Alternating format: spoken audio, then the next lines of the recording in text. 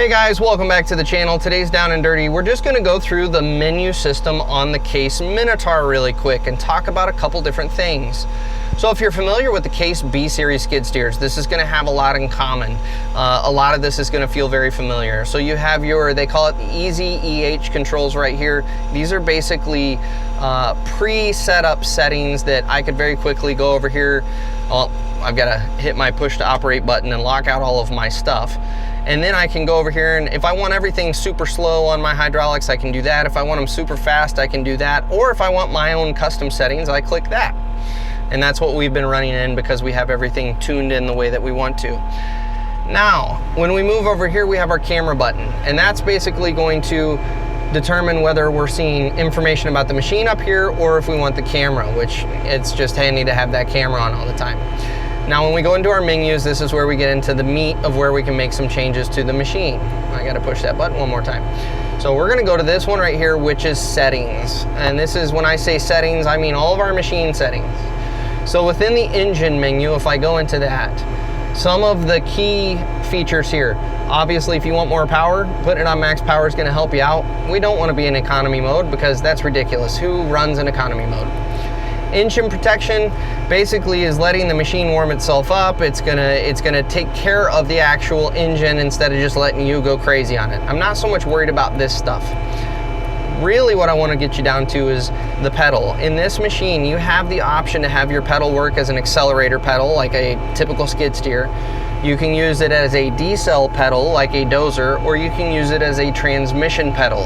In other words, the engine RPM will stay constant and we're only regulating speed with our transmission pedal. I really like that feature when you're in dozer mode. I will use the snot out of these when we're in dozer mode.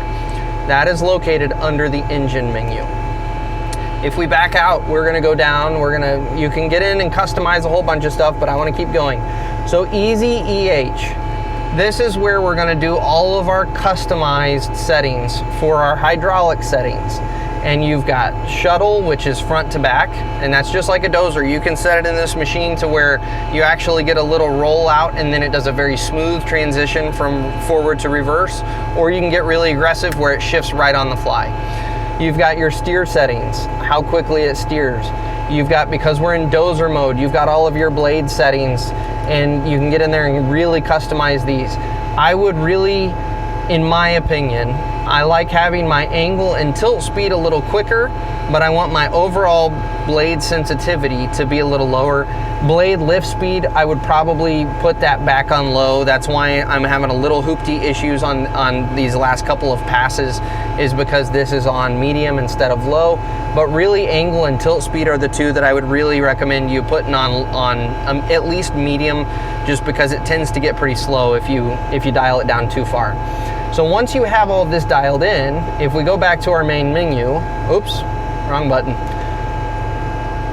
If we go back to our main menu, that is what this is indicating, is I have my user settings is what I'm using right now. So that's what that's controlling.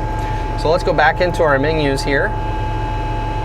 Another thing I wanted to cover for you guys is, and you can, again, play in all of these, there's lots of good stuff in here, but if we go down to transmission, that was the other big one I wanted to cover.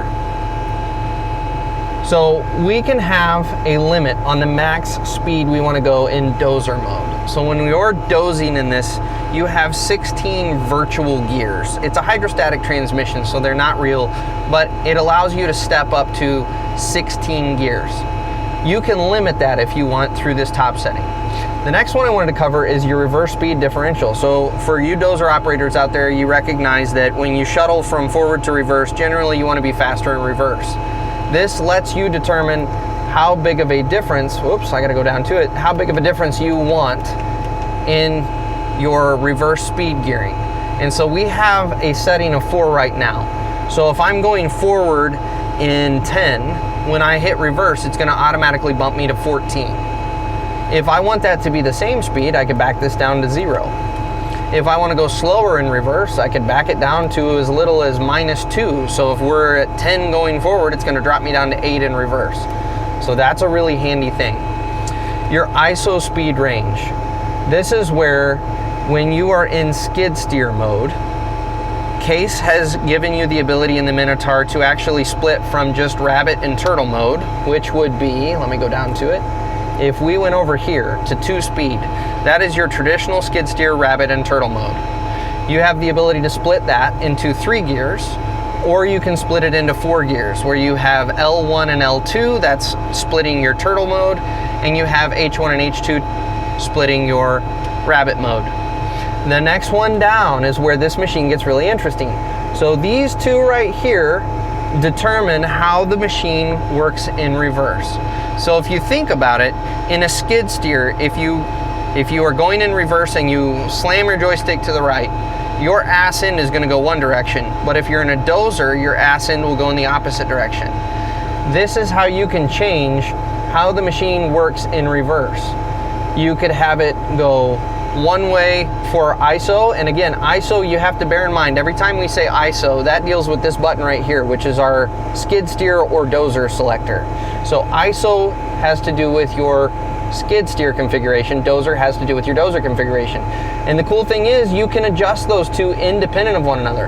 So if I want them both to act like a skid steer, I can do that. If I want my dozer to act like a dozer and my skid steer to act like a skid steer, I can do that. If I want to totally flip things on end and I want the dozer to act like a skid steer and the skid steer to act like a dozer, we can do that. It's just, you've got all of these options for customization open to you, and it's a really, really nice feature to have. So that's going to do it for today. I guess, one more thing we could cover. Whoops. I keep hitting that wrong button, don't I? Going back to the main menu, we could cover just a few things. So up here in the top, you do have the ability to have a trip set where it's going to track if you had a job that you wanted to track.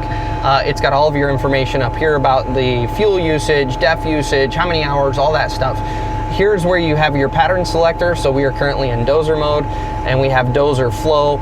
This is where it would indicate whether you're in high flow, low flow, or enhanced high flow. Then we have auto ride control, whether it's on or off. We have our hydraulic lockout and parking brake.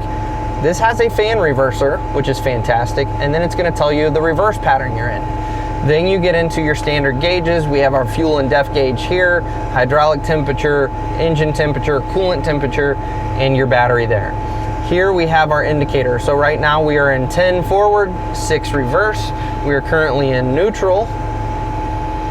You just got all that information right there. I mean, it's just, Case has done a great job with that screen. So that's all I've got for tonight's Down and Dirty. I hope this has been helpful for some of you new Minotaur owners, just kind of getting you familiar with the system. That being said, we'll catch you guys on the next Down and Dirty.